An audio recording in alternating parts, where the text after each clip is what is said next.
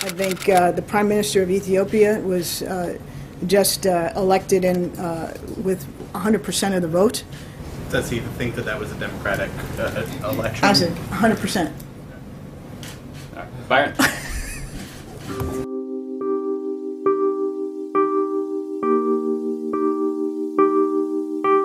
ይህ አስቸኳይ ጊዜ አዋጅ ያስፈለገበት ዋናው ምክንያት እንደምታውቁት አገራችን በአሁኑ ወቅት